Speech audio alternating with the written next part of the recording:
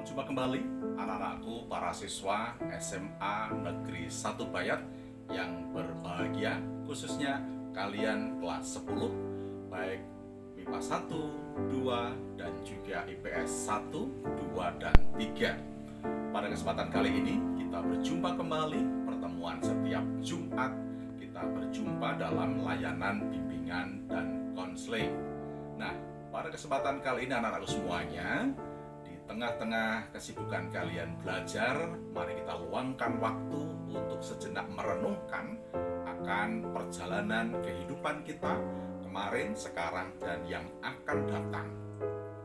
Setiap siswa, setiap kita pasti ingin mendapatkan sesuatu yang berharga dalam hidupnya, yakni berupa tujuan kehidupan atau cita-cita.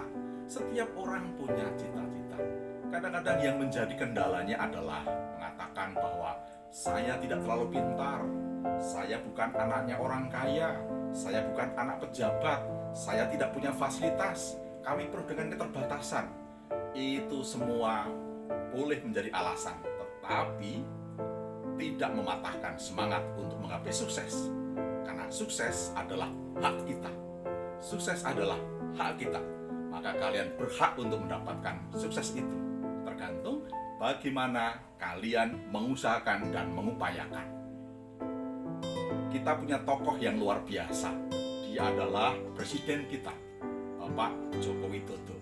Berangkat dari kota kecil di Solo, anak orang dengan segala keterbatasannya, dia meniti karir dalam kehidupannya.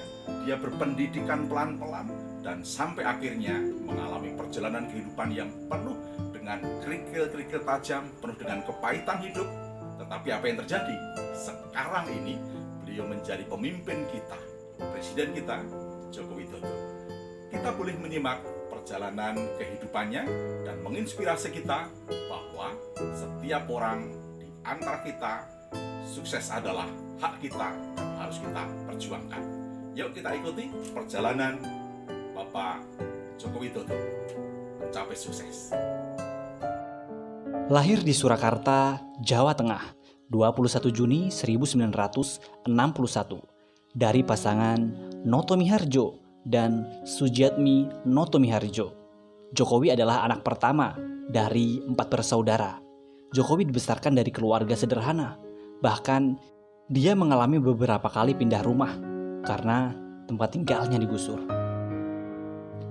Berasal dari keluarga yang sangat sederhana, membuat Jokowi merasakan hidup yang sulit dan keras pada masa kecilnya.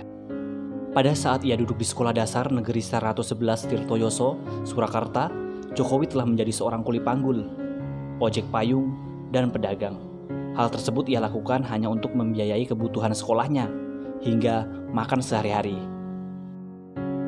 Pada usia 12 tahun, Jokowi memutuskan untuk bekerja di perusahaan kayu sebagai tukang gergaji. Keahlian tersebut didapatnya dari ayahnya, yaitu Noto Miharjo, yang juga berprofesi sebagai tukang kayu. Di masa kecilnya, Jokowi juga telah merasakan pahitnya penggusuran ketika rumahnya 3 kali terkena penggusuran. Setelah lulus sekolah dasar, ia masuk di SMP Negeri 1 Surakarta, kemudian melanjutkan sekolahnya di SMA Negeri 6 Surakarta. Pada masa kuliah, Jokowi akhirnya diterima di jurusan Kehutanan Universitas Gadjah Mada. Di sana ia belajar sangat giat mengenai kayu, teknologi pengolahannya, serta pemanfaatannya. Setelah menyelesaikan kuliahnya pada tahun 1985, Jokowi akhirnya menikahi pujaan hatinya, Iriana, pada tanggal 24 Desember 1986 di kota Solo, yang kemudian memberinya 3 orang anak bernama Gibran Rakabuming, Kaisang Pangarep, dan Kahiyang Ayu. Di tahun yang sama, Jokowi pun merantau ke Aceh untuk mencari pekerjaan. Di sana ia bekerja di salah satu BUMN, PT Kertas Kraf Aceh. Namun karena merasa tidak betah, akhirnya ia memilih mengundurkan diri dan mencoba untuk berbisnis kayu di Solo sembari menunggu kelahiran anak pertamanya. Sebelum memulai usahanya sendiri, Jokowi bekerja di perusahaan milik pamannya di CV Roda Jati Solo. Setelah banyak pengalaman yang ia dapat dari sana, Jokowi memberanikan diri untuk membuka usaha mebel kayu sendiri pada tahun 1988 dengan membuat badan usahanya sendiri yang bernama CV Rakabu yang terinspirasi dari nama anak pertamanya, yaitu Gibran Rakabuming. Bisnis Jokowi di bawah naungan CV Rakabu mengalami pasang surut, bahkan hampir bangkrut. Namun pada tahun 1990, berkat pinjaman dana sebesar 30 juta rupiah dari ibunya, Jokowi kemudian mencoba bangkit kembali. Setelah bisnisnya mulai bangkit, Jokowi memulai perjalanannya untuk keliling Eropa, Amerika, dan Timur Tengah. Alhasil, Jokowi sukses menjadi pengusaha ekspor mebel. Terjun ke dunia politik. Pada saat Jokowi berkeliling Eropa untuk melakukan perjalanan bisnis mebelnya, ia pun mendapat inspirasi mengenai tata kota yang bersih serta rapi, yang akhirnya membuat Jokowi ingin menerapkannya di negara asalnya, yaitu Indonesia. Di tahun 2005, Jokowi mencalonkan diri menjadi calon wali kota Solo yang diusung oleh Partai Kebangkitan Bangsa dan PDI Perjuangan. Meskipun ia tidak memiliki pengalaman politik yang cukup, Jokowi akhirnya berhasil keluar sebagai pemenang dan menjadi wali kota Solo. Kemenangan Jokowi sebagai wali kota Solo menjadi pijakan awal Jokowi menuju kursi Presiden Indonesia. Kepemimpinannya sebagai wali kota Solo banyak mengubah wajah kota Solo menjadi kota yang nyaman, serta relokasi pedagang tanpa menimbulkan kerusuhan. Jokowi juga dikenal sebagai pemimpin belusukan, yaitu sering berkeliling melihat langsung keadaan kotanya. Hasil kerja yang memuaskan membuat Jokowi berhasil menjadi wali kota Solo untuk kedua kalinya pada pilkada selanjutnya di tahun 2010. Dari situlah Jokowi kemudian mulai dikenal rakyat karena karakter yang sederhana serta prestasinya pada masa jabatannya menjadi wali kota Solo.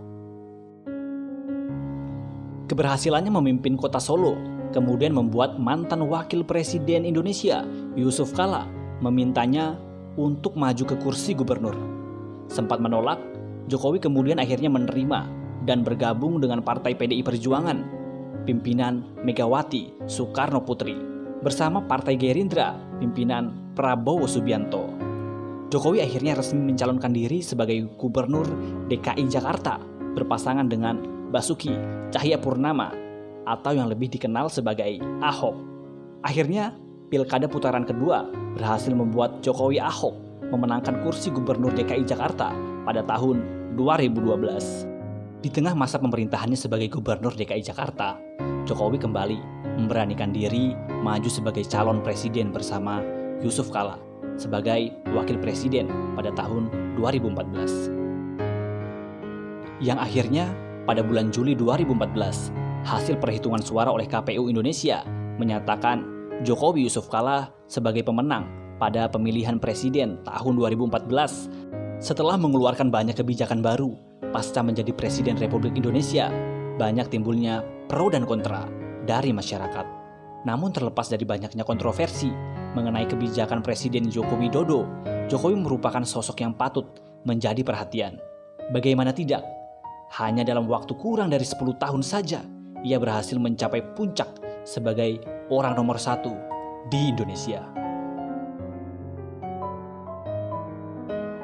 Demikian para siswa, kita belajar dari biografi perjalanan kehidupan dari Bapak Insinyur Joko Widodo dalam kehidupannya yang akhirnya menggapai sebuah kesuksesan menjadi orang pertama di Indonesia. Sekali lagi, bahwa sukses adalah hak kita dan kita wajib untuk memperjuangkan. Selamat belajar, selamat memperjuangkan hak untuk menggapai sukses bersama kita SMA Negeri 1 Bayat. Hebat!